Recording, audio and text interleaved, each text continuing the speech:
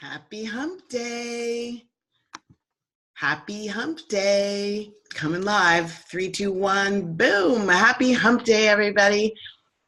It is a very special Hump Day. In fact, are you aware of what today is? It is WOHADA. Happy WOHADA, coming to you live. I'm Valerie Sheppard at the Hartley Center for Mindfulness and Self-Mastery, where we help you master yourself in your life so that you can exquisitely manage whatever juju your life throws your way. And it's all juju. So you just have to know how to dance with it. Kind of get your groove on. Shake your groove thing. So it's an important Wednesday in the world. Across the world today is focused on this one word, happiness, which is a deep and complex subject. And I posted here, Happy WOHADA. What does WOHADA stand for? WOHADU. World Happiness Day. Yes, there is such a thing. Isn't that awesome? I think it's awesome because, as you know, the title of my book, Living Happy to Be Me, I'm focused on happy. I'm focused actually on a deeper, higher level of happy called joy, and creating joy in your life all the time, a joy that never leaves no matter what happens. Some people think that's not possible. I absolutely believe it is. And I'm living at that level. So let's talk about this WOHADA, World Happiness Day. It's March 20th. It's also known as the International Day of Happiness. And believe it or not, this is a kind of UN designated thing. It's also the source of an immense amount of study, this idea of happiness. This year there's a theme. Every year there is a theme. This year the theme is Happier Together.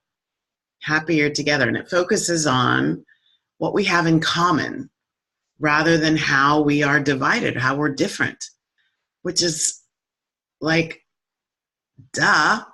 And there's so much there. There's so much to play with in the sense of what do we have in common and how we stay out of this divided place where I see you as somehow not anything like me, and I actually focus on the not like me as a reason for us to not be together, to not find common ground. Published today is a 136-page 7th United Nations World Happiness Report. It's the 7th one. Believe it or not, the first one was released in 2012. It dealt with well-being and happiness and how that impacts economics across the world. I believe it was the beginning of the measures of the, happiness as a part of GDP or an alternative measure to GDP, the World Happiness Quotient, like what countries are measuring happiness and how happiness contributes to productivity. And I've looked at this in a book. There's a book written by an author who I quote in my book. His name is Shawn Achor. He was a professor at Harvard, did a lot of research on happiness and its impact on business, on teams. And the data, it just keeps showing that actually we teach in the West, especially I grew up with the idea that success leads to happiness, and the data keeps coming over and over that it's the other way around, that your happiness is actually the fertile ground, the foundation from which your success blooms. And it's not an either or, but the data is suggesting that the more cultivated is your happiness, the easier from a place of how you deal with what's not going right. So the more ease, I should say, the more peace, the more well-being you have in the midst of whatever shows up in your life. So happier doctors get diagnoses better. Happier salespeople have higher close rates. Happier teams are more productive. Happiness is a precursor. So This data obviously is reaching significant international levels of consciousness, questioning about why do we care about happiness? Because it's no longer just this little girl thing about princesses and unicorns or little guy thing about fire trucks and playing a sport, right? Those are both really gross generalizations because women play sports. I did. Women do it. It's not about that, y'all. So those are just some things. But this world happiness thing is so important. I have a 136-page report here. I haven't even begun to get fully into it. But the data keeps showing that there's a measurement in the quality of people's lives that we can actually very coherently, according to this study, these are the words it uses, coherently, reliably, and validly assess by a variety of subjective well-being measures and create a report that gives us a happiness measure. Now, congratulations to Finland. They've done a back-to-back repeat of being the happiest country in the world. It's the second time in a row. Way to go, Finland. You can read the report to see what they're doing that's doing that. That's from the latest World Happiness Report. Denmark was number 2, Norway number 3, Iceland number 4, Netherlands number 5. What's going on over there? What's going on over there? What can we learn by looking at our buddies in another country? In this particular international happiness report, it's pretty amazing to look at the chapters. So the World Happiness Report for 2019, Chapter 1, Happiness and Community. Chapter 2, Changing World Happiness. Chapter 3, Happiness and Voting Behavior. So there was a look at, well, do happier people vote a certain way? Does it favor an incumbent versus someone else? What does happiness have to do in the whole scheme of how we behave as a body politic? Interesting question. Happiness and pro-social behavior, an evaluation of the evidence of how we contribute to the world if we're a happier place. Chapter 5 is of very big importance to me as a university professor, the sad state of happiness in the United States and the role of digital media. So one of the things I've talked about, you may have seen one of my videos, in fact, where I talk about, hey, and one of my 10 ideas for more happiness is to put your digital stimuli away. Walk away from your computer. Well, don't walk away right now because I'm talking. So you sit right there, listen.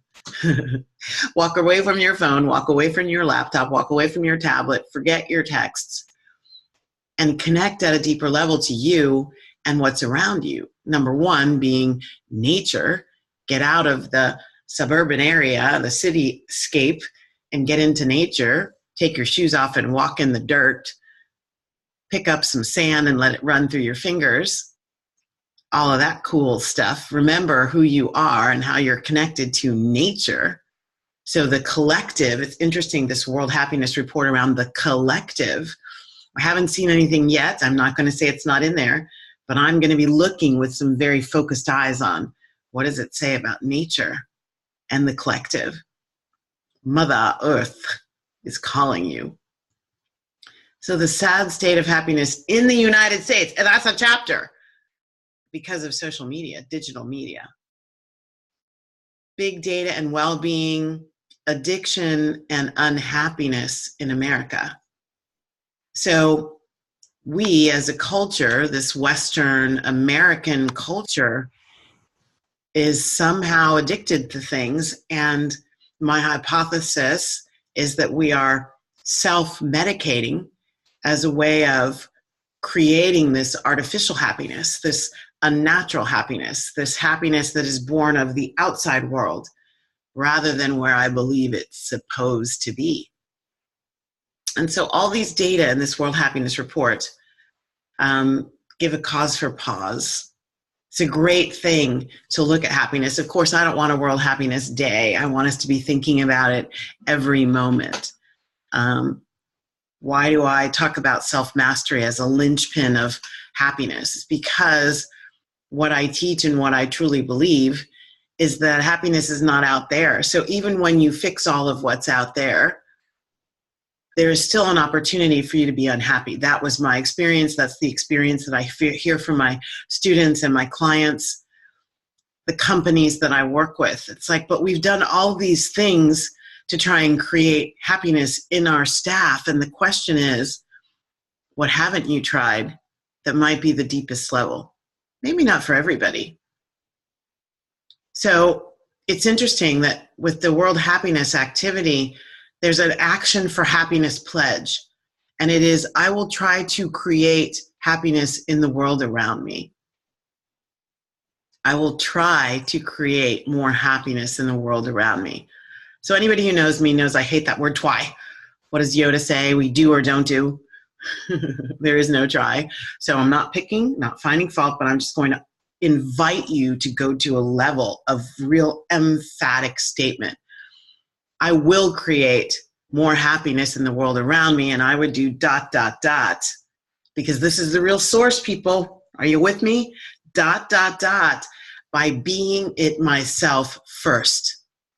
I will create more happiness in the world around me by being it myself first. Whew. Take a deep breath. Take a deep breath. It's beingness that creates, y'all. I say in my book, in the dedication, that I dedicate the book to you, the reader, the one who's in the game, the one who's doing the search for how do I create the happiness that I want in me. And why? Because the world is truly a hologram. It's inside out. It's the way I be in the world creates the world I be in. The way I be in the world creates the world I be in. So if I want more happiness in my world, especially that part of the world I touch mostly, then I have to bring that. And I'm talking about a deep level of, I'm going to say, inspired, in spiritu, inspired happiness that comes from me creating within the world of Valerie, this inner sanctuary of mine. That's another one of the happiness, Hump Day Happy Chats is on sanctuary. It's probably one of the first few. Go back and take a look. This inner sanctuary. So what was going on in my life that started me down this path of being a zealot for true happiness, authentic happiness, deep levels of inspired and immutable happiness, is because when I was doing all the outer things, great job, big title, achievements, accomplishments, power, whatever that word means, position power, let's call that, vice president, running a team, big portfolio, all the trappings, nice house, right neighborhood, good, expensive car, blah, blah, blah, great vacations. And I was not even at the top of that level. So I was dancing in creating even more of that. And I really had to do this check-in created by physiological things. Wait, this thing that I'm chasing called happiness, which has these rules that I think I've been taught by collective consciousness, family, clergy, wasn't working. It didn't get me what I thought it was going to get me, which created the journey that I went on, which created the book.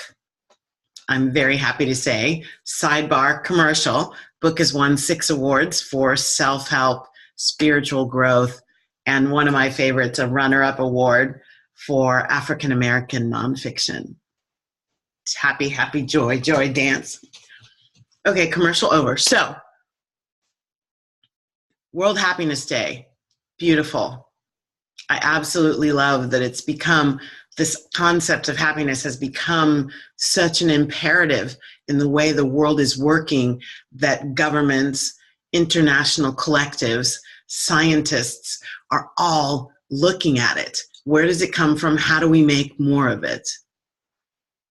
On an individual level, I want to speak to your heart. Here's how you make more of it for you.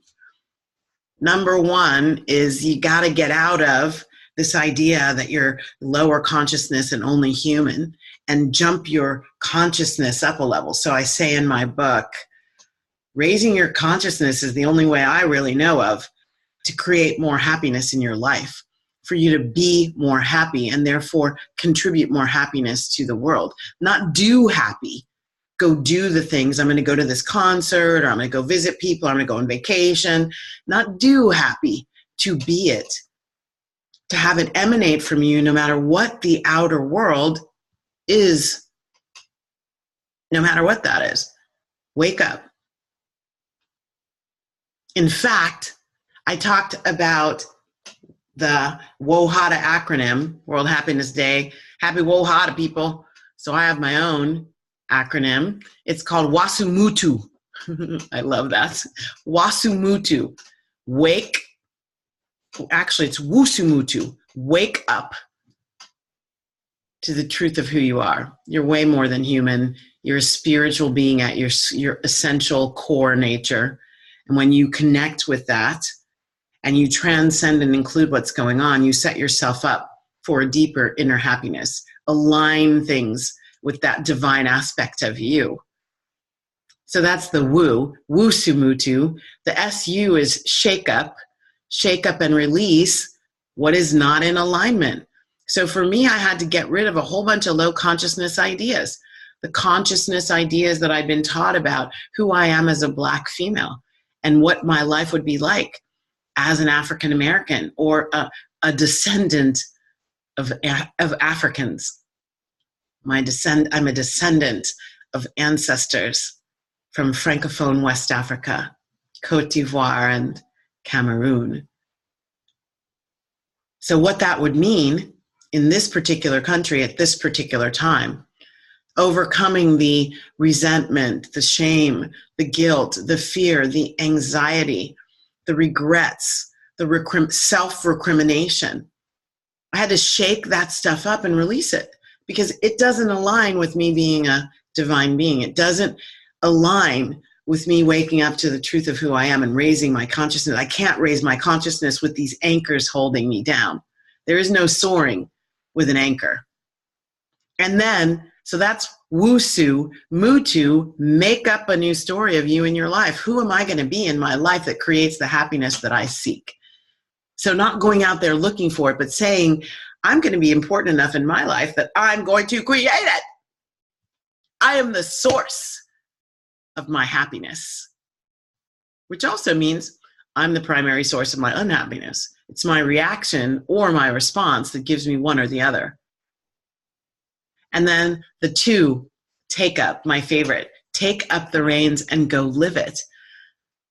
Take up the reins. What are the practices that you need to have? Who are the people that you don't need and the people that you'd like to have in your life that are a part of you living this happy to be me experience? And remember, in happy to be me, it's not about an egoic me. The M-E is capital for a reason. The reason is magnificent essence. Magnificent essence. That's who we are at the core. Every one of us, every single one of us, you are image and likeness, fragment of the divine living in this moment. And our goal in this happiness equation is the happiness in me comes from that knowledge. The joy of who I am is already inside me and it's already inside you. We need to tap in, tune in, turn on, and let it out. Express that joy. So that's the WUSUMUTU, wake up, shake up, take up. Wake up, shake up, make up, take up. That's my World Happiness Day every day. It's about winning the inner game of alignment with your highest self and then building your life on that foundation. Yay. And I'm so excited about today. I'm going to dig into this report and do some things for my inner happiness. And I encourage you to do the same. Thank you for joining me for this edition, this segment of the Hump Day Happy Chat. I just want to close with some invitations. So on this quest, so I talked about soaring So on this quest to soar more in your life, I have something that I'm really excited about. This invitation is coming from the depth of my heart. June 5th will mark the 4-year anniversary since this little beautiful blood vessel in my brain burst and I had a hemorrhagic stroke. And I clearly decided to stay. And there is a lot going on with this body still, but the 4-year anniversary of healing is really special because the week after this anniversary, I will be leading a transformational retreat in partnership with the beautiful luxury retreat center, 1440 Multiversity, which is up in Scotts Valley between Santa Cruz and the Silicon Valley in Northern California. And it's nestled in a redwood forest. It is amazing. I've gone to a retreat there. As soon as I was there, I was like, I got to hold a retreat here. And I'm very excited, as you can see. And this is my heartfelt invitation to come play. The retreat is called This Is How You Soar. The website to go learn more about it and register is tinyurl.com/soar1440, numerals 1440, and the letter U. I'll type that into the little box below. If you know you already want to be with me, we're going to do laughter work, we're going to do forgiveness work, we're going to do deep releasing, and we're going to go through those 4 steps: wake up, shake up, make up, and take up, to help you create your World Happiness Day every day where you are. So if you know and you want to register, thank you. Please join us. We already have some people registered, and the collective is coming together. The divine collective is coming together. If you're not sure, that's also great. It's time to dance with the question, right? People get really focused on the answer, and I'm like, the answer will come when it needs to come. Right now, just dance with the question. So as you're dancing with the question, here's my second invitation. I'm going to be hosting a little preview masterclass. We'll be talking about happiness, how you create happiness in the midst of what looks like chaos in your life. We're going to do that on April 4th at 4 p.m. Pacific. 444. That's an angel number, y'all. 444. We'll talk about that angel number, what it's calling you into. It's really about paying attention to your intuition and inner wisdom. And is your intuition, is your inner wisdom saying this might be a place for you to up-level your life, to come to This Is How You Soar at 1440 Multiversity, June 13th to the 16th. Your angels may be calling you. So I invite you, and so do they, to be at this preview call, live, free. All you have to do is go to happytobeme.net/1440 preview, happytobeme.net 1440 preview, and you can register and get all the login information to join us on a live Zoom call so that you can get some right away. I'll be doing some teaching on how do you have happiness within the midst of chaos, and you'll get a feel for my teaching style and what's going to be happening up in Scotts Valley in June. And then we'll go into the itinerary. It's a 2.5-day deep dive. We'll go into sharing what else you can do at 1440 while you're there. The agenda has plenty of time in it for you to go walk in the redwoods and to take a yoga class or a singing bowls, sound meditation class, all kinds of delicious juju. So once again, thank you so much for joining me. Happy World Happiness Day. Go inside and create your Wusu Mutu energy within, and go on a journey into the deepest, highest, most inspired happiness you possibly can be. And that is a magnificent contribution to the happiness in the world around you. Many blessings. Thank you for joining me. Happy Happiness Day! Bye now.